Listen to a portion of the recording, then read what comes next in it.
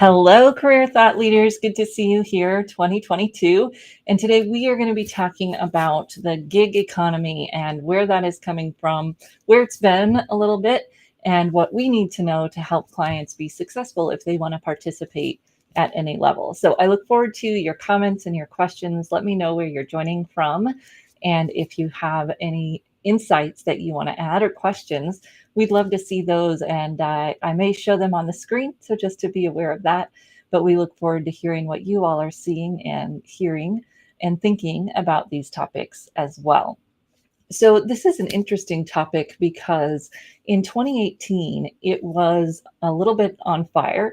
We were talking about the growth in the gig economy. And then in 2019, which we'll look at here in some data, it actually plummeted. And now it's, of course, back on the rise. But the reasons and the kind of feeling behind it are a little bit different. And we'll talk about what that looks like. We still obviously have some pros and cons behind this kinds of work. So we're going to talk about that. We'll talk about who is participating. We'll talk about a little bit about why and what that means for us and for them. And then also how we can help these people be successful if they want to do that, either as their full-time job or as a side hustle. And again, please let us know where you're joining from. Love to say hello. It looks like we have people joining from Chicago, so thanks for dropping that in the chat. And if you're watching the replay, don't hesitate to drop a comment or a thought, and I'm always come back and check these, and we'll respond to you in the replay as well. Oh, from Ohio. Hi, Linda. Good to see you. Thank you for joining us. So let's go ahead, and I'm just going to pull up my first resource here. And if you've joined us in the past, you know that I love to share some resources that can be helpful to you as you share these with clients. And sometimes I'm able to give you the link right away, and sometimes I have to come back and drop that in the comments. But I'll always kind of tell you where it is and what it's from, so that if you want to come back and find it, you can. Let's see if it will let me do what I want to do now. Here we go. Okay, so this is a report from the MBO Partners, who helps independent workforce, a great resource that we were connected with through ALP. One of our speakers formed a freelance economy site a few years ago, Expert Terra, and he put us onto this site. So this report, we're going to go through just a few pages. You could Google it and easily download it for yourself. We're going to look at the growth. And as I just said, this is interesting because in 2018, this was actually gig economy was one of our topics in our trends in 2018. And you can see why, right? There was this little spike here. People were talking about how and, because there wasn't as much going on in the economy, actually, there was a really slow growth still going on here in the economy. Some people were getting frustrated, and they were going into the gig economy kind of reluctantly, and not seeing, some people obviously going into that because they wanted to. Then you had this little drop off in 2019, and we thought, well, maybe people don't want to participate as much in the gig economy as we thought. People like a stable job, right? They want that stable job. And then 2020, and people saw that a stable job may not be as stable as they thought. And so we've got this huge increase, this 34% growth that happened between 2020 and 2021. And there are a large group of people that are doing this because they feel like they have to. They aren't able to find work that meets their logistical needs. And so they're turning to freelance. But I'm also hearing a larger group that want to do this. They want the flexibility. They've quit their full-time job, perhaps sometimes feeling like they had to, but also wanting to choose this more flexible work. And I'd be interested to see what your client's mentality is, if they're thinking about doing independent work, or if they've been doing independent work in 2021. Was it more of this want to or the have to? And we'll look at some data around that too, but I'd love to hear from your client's perspective. Are they feeling kind of more that want or more that have to mentality behind their choice? So the other piece of information that's here is, of course, is it part-time? Is it full-time? Is it occasional? See the bump in full-time, and of course the bump in occasional. And some people are saying this is where that have to comes in. I have to work on the weekends driving Uber because my current job isn't paying enough to pay the bills, or whatever that might be, or I have to because my spouse can't work right now. I mean, we've got a lot of people on long-term disability, and there's a lot going on right now that I don't feel like people are talking about related to COVID. A lot of younger men, especially in my world, men with school age kids passing away. And so you're seeing some of this, and especially occasional, I see a growth in that in my mom's group because of either long-term issues with the spouse, death of a spouse, or reduced income compared to expenses, which may be still making the same salary, but we know inflation is causing some of this. You do see that full-time increase as well, and maybe that's where we're seeing more of the want tos. What is your audience saying? I'd love to hear. And again, if you're live now or you come back for the replay, feel free to drop a comment there. So this other page here that I want to talk about is the demographics. So what does that workforce look like? I get this question a lot. You do have baby boomers and Gen X making up about 50%, huge group of millennials. And this doesn't break it out into occasional, et cetera. It's going to include all of those previous categories that we were looking at. But you can see that it's pretty well distributed. If you looked at the distribution of these people in the workforce, it'd be somewhat similar to what you see in this picture. So the freelance workforce, similarly distributed as the other part of the workforce right now. And then who's coming into it?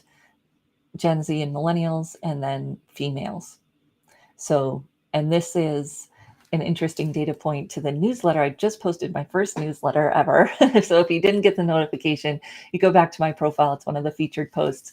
And this is one of the things we were talking about, how the Great Resignations have impacted women, but the women's participation rate in the workforce is up from 2020 to 2020, well, actually 2019 to 2021. And I'm wondering if a lot of it is this. Workforce participation includes any kind of participation in the workforce. So freelance, gig, starting a business, as well as working full-time. So the quit rate is up. They're not working full-time, but the workforce participation rate is up. So they are working, and we're seeing that a little bit explained here. We are going to jump to page 17 and just talk a little bit about why they're doing it as 73% for that supplemental income. And some of the reasons I can think of: inflation, again, long-term disability of someone else in the family, and maybe not making as much in a job, or just wanting to experience something different and see, kind of test the waters. Is there something else that I'd like to do with my life? So that's some of what I'm seeing in terms of who and why. Few other graphics on this one before we switch over and go back to page 12. They're happy. So 87% who are full-time independents are happier working on their own. So that's good, and something for people who are wanting to make this decision to know. And they're thinking about building their businesses. A great opportunity for career services providers. How can we help them build their businesses and grow? And we'll talk about some of the skills required for that in just a few minutes, because they're happy and they want to grow. How could we help them do that?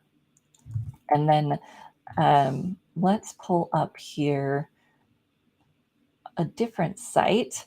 So these again, this is from the MBO partners. Great report on the independent workforce. We'll come back to it here in just a second. The ideas are, if you're working with people, what do they need to know? If you're working with people, how do you help them grow? And we can help them do that as career services providers. There's a lot of these skills that carry over.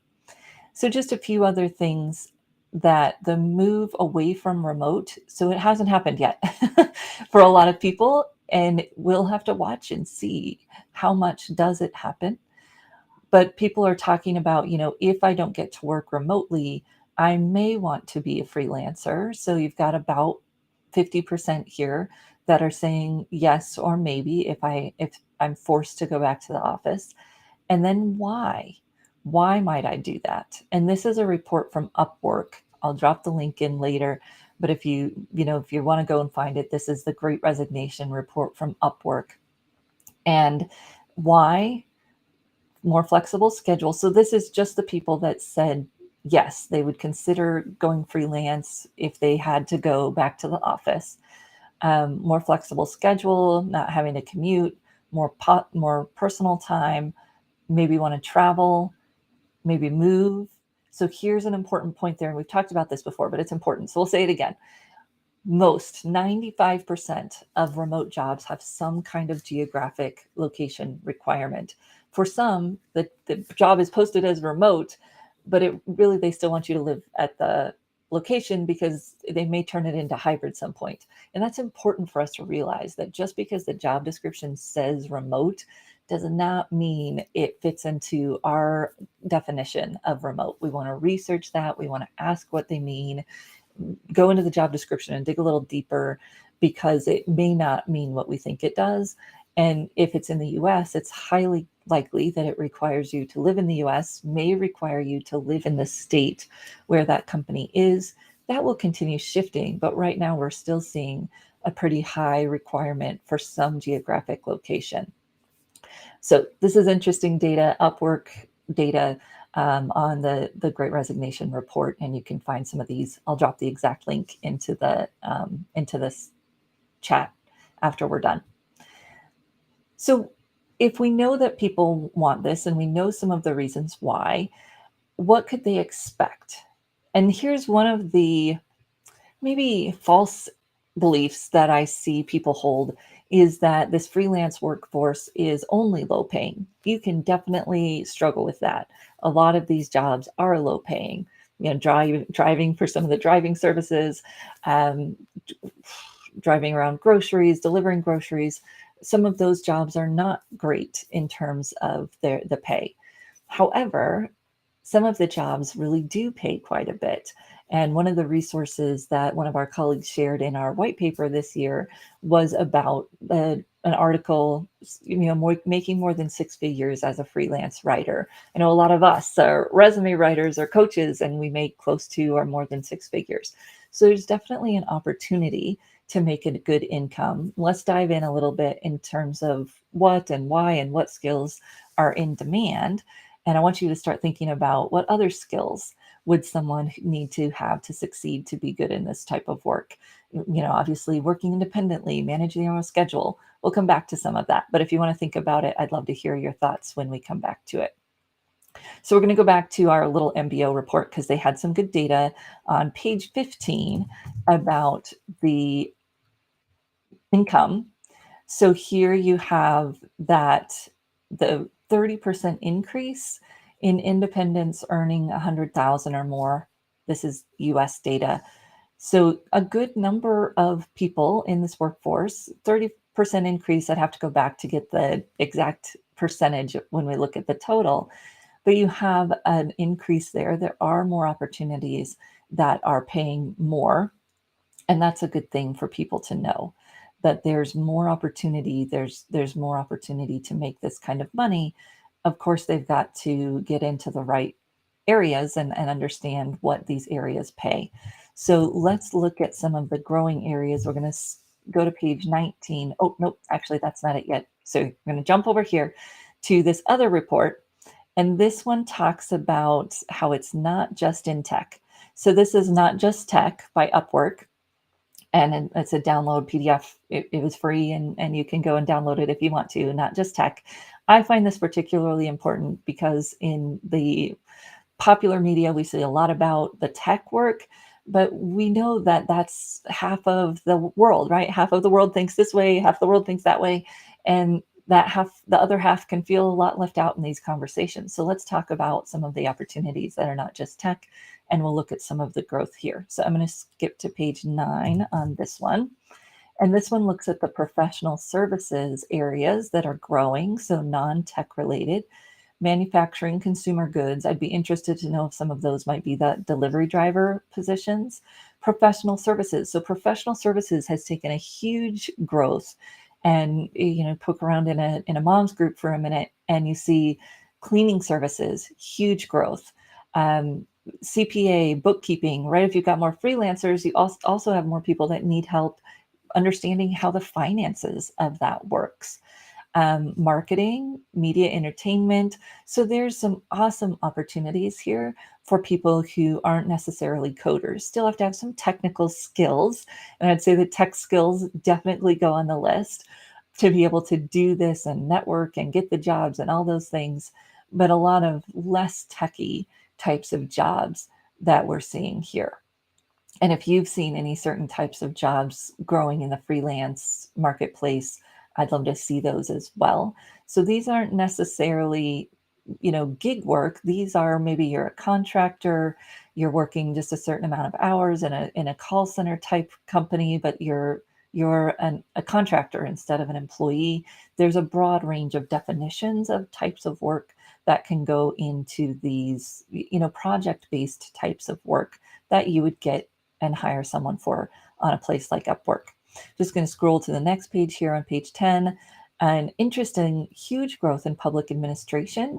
Seeing a lot of contractors being brought into government organizations because of the quick shifts and not able to hire, not having, budget, those types of things. So we're seeing some of those big shifts there and in that type of work. Let's jump to the next page. And this again is future. What jobs in the future are going to be there? And you've got some of the tech stuff, and then it gets down to accounting, writing. So you're seeing that here, copywriting, obviously the marketing writing, lots of opportunity here. Even when you think about the things that have to be done remotely, some of them require more writing. Now we have to send a manual. We have to send a how to do this because we can't get together in a room and do some of these trainings and help people. Administrative support, customer service, these are some of those non-tech areas where we're going to see some opportunity for our individuals. And then last one here, this one's kind of the big overall what we're seeing, sales and marketing, customer service, lots of those jobs coming about. Obviously, some of them may not pay that great, and some of them might pay better. Our clients have some leverage to negotiate and to do their research and hopefully get some better wages, even though they may be working jobs that don't necessarily historically pay that wage. We're starting to see some shifts there because of the talent shortages. So any other types of jobs that you all are seeing being done remotely, not just remotely, but kind of in this freelance or gig space, love to hear what you're seeing and let me know. So then we've got to think about the skills that this takes, right? What types of work do you want to do remotely? How do we make that all come together? Because you need to, even more when you're going to work that gig or freelance contract work, you need to be able to leverage your existing experience. How are you going to sell that you can come on, do a project quickly, and move forward? It's probably not going to happen if you've never done that type of job before. I don't know if you all get these, but I get random messages on Facebook or LinkedIn Messenger say, I'd love to come and work for you. What would you like to do? It's also one of my least favorite things that people do in the moms groups on Facebook. I'm looking for a job. What would you like to do, right? What are your skills? Without any focus, it makes it really hard for other people to help you, and it makes it impossible for people to hire you. No one is going to hire you unless you're really clear about that value proposition. You've done your research, you know what positions are in high demand, and then you can say, these are the skills, this is what I've learned, and we as career services providers can help people translate from what they've been doing in their workplace to then what could you do for someone independently and perhaps specifically aligned to some of these areas that are growing and have that talent shortage where there might be some leverage to make sure we get the best pay possible. So this is the little model that we use in our career transition course, which is coming up here and just tomorrow we start it, but you could still join us and you can get the recording to get started of tomorrow's. But we go through this model. And whether someone's going to get a job or they're going to market themselves as an independent or start a business, it's really the same ideas. What do you want to do? What tasks do you want to do on a daily basis? What drives you? What motivates you to do this. Because when you're talking to someone, especially that's wanting to hire you as a contractor, I want to know what you do and what your experience is, but I also want to know what motivates you. And then what areas are you going to target in terms of your industries? So if you can do sales and marketing, you can do that for a lot of different industries. It's going to be easiest to market yourself in the industries where you already have experience, but mostly we need to drill this down because we can't be successful in marketing ourselves and trying to get into this type of work if we don't have some kind of focus. And industry can help focus that in. Where is going to be the most obvious place that people will hire you to do this type of work? And then a lot of people in the career development process leave out the experiences. What experience can you leverage? And when you're talking about someone starting a business or consulting or contracting, this is going to be key. They're going to need to understand how to translate their experience into what the value is for the new organization so that they can show up as, hey, I can plug in tomorrow. Because I'm not going to hire a contractor I have to train. I'm not going to hire a freelancer I have to train. This guy that was writing me on Facebook, right, and asking, will you hire me? It's like, I can't train a freelancer. If I was hiring a full-time employee, maybe, but you expect a freelancer to jump in, have a specific skill set, right? Liam Neeson it. Tell me what your special set of skills is, and help me understand what you would bring to my organization. All of your marketing needs to do that. Otherwise, I can't. I can't do it, especially as a smaller mid-sized business. Now, there's a huge amount of Fortune 500s that are hiring these types of talent too, but even they're not going to train a freelancer. So you've got to be able to show that you can step up and deliver. And that means getting focused. What are your skills? What is your experience? How is you going to translate that into this new type of work that you might be doing? Connect the dots, and you got to be able to tell the story. And of course, we as career services providers love telling that story and helping people do that. And we can use these types of tools to help them do that. Really just putting those pieces together and figuring out, how do you want to show up? What type of industries are you going to target so that you can make that transition? And just pulling this up here, it's it's kind of obvious, but I think it's a good thing for us to look at in terms of the skills that they need to have. Yes, it's the what work are you doing skills, but it's also marketing and networking. So this one talks about the importance of social media, and this is back on that MBO report. 72% said social media is an important tool for building a professional reputation. So do they know how to do that? Can they build their digital reputation? We have a class for that coming up in March too. But do you know how to help them do that? Because as an independent business, it's going to have to take a step up from what they were doing in their career. And even if they're contracting or gig work and they don't necessarily think about themselves as a business, they are. And they're going to want to use some of these tools to build that. And then word of mouth, that's their network. So word of mouth and social media go together because you're using the tool really to keep yourself top of mind with your network so that you get those word of mouth assignments. And if you want to, if I've got any digital branding folks on the line, and I'll send this to you separately, here's some great data for why they need you to help them build their digital reputation, because this is something most people don't know how to do. And you can help them put together the plan to do that. And then this is just another plug for that kind of networking piece, the partnerships, and having the partnerships in place so that you can build your business. People want to team up. Do you have the skills to do that? Do you have the communication skills as well as the tech skills and the network to make it happen? And your network, it's a huge part, obviously, of your career growth. It's going to be even a bigger part for people who are contracting, freelancing, or running their own business. And so that, how are they going to stay in touch with their network is important. It's probably one of the most important things. And what skills and tools can you help them put together to do that? So fun going through the trends here in the Upwork. We looked at the MBO, which is independent worker support report, support report. And if you have any other thoughts or questions on the gig or freelance workforce. For us, it's working with that client to help get into the motivations, really figure out how they can make it work for them. How are they going to maximize their income? It is possible. And we want to watch out for them falling into maybe the more easy to get work, like a driver, and that isn't going to pay the bills. And Ruth Winden shared, they're calling that the working poor, working poverty. We've had that in the US for a while. This new freelance work has that